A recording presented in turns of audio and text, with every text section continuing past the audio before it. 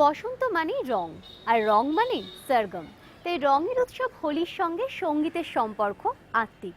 ভারতীয় মার্গো সঙ্গীতের সঙ্গে হোলির সেই নিবিড় সম্পর্ককে আরও একবার শ্রোতাদের সামনে তুলে ধরল কলকাতার নতুন মিউজিক্যাল গ্রুপ মিউজিক।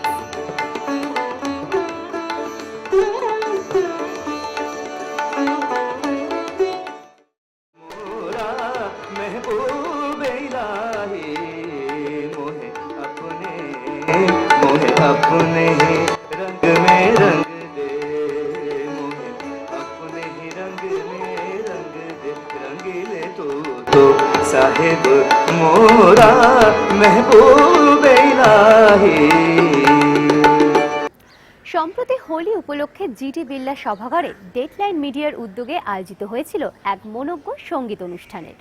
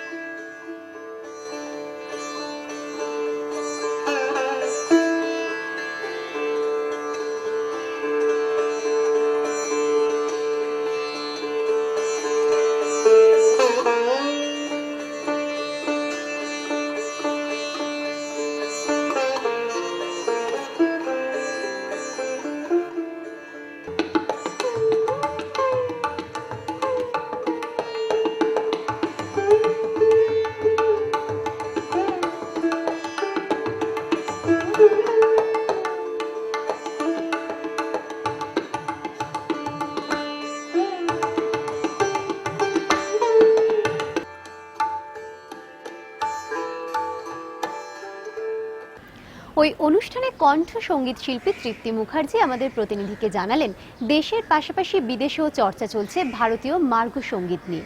সমসাময়িক সময়ের গুরুত্বের বিচারে তাই আজও প্রাসঙ্গিক ভারতীয় শাস্ত্রীয় সঙ্গীত। যারা বিদেশে কাজ করছে ভারতীয় মার্গো সঙ্গীত নিয়ে, তারা বিদেশেই ভারতকে বসিয়েছে।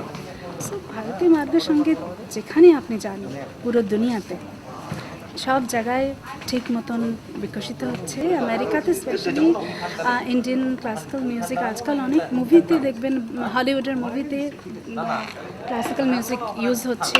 তো একদম ডেফিনেটলি ওরা আমাদের মার্গ সঙ্গীতের উচ্চাঙ্গ সঙ্গীতের যে পাওয়ার ওটা ওরা এখন রিয়েলাইজ করেছে। সো ওরা সবসময় এটা ইউজ করছে। আমাদের উচ্চাঙ্গ সঙ্গীতে একটা দিক হচ্ছে যে সেখানে স্টোরি বেস থাকে, অর্থাৎ কোনো কাহিনী নির্ভর, যেমন একটু আগে গান গাইছিলেন মানে কৃষ্ণ বা গোপালকে নির্ভর হোলি গান। আরেকটা হচ্ছে সরগম বা সুর কি সবটাতেই থাকে, কিন্তু সেটা একটু অন্য টাইপের হয়। তা কোন ধরনের অ্যাকসেপ্টেন্স বেশি দেখছেন শ্রোতাদের মধ্যে?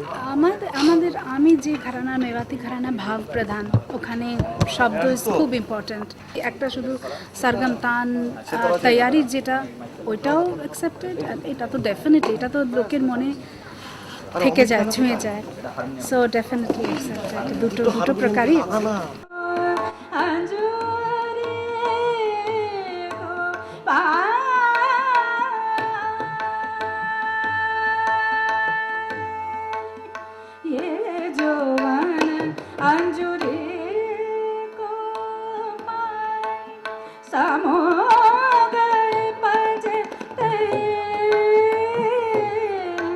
Samo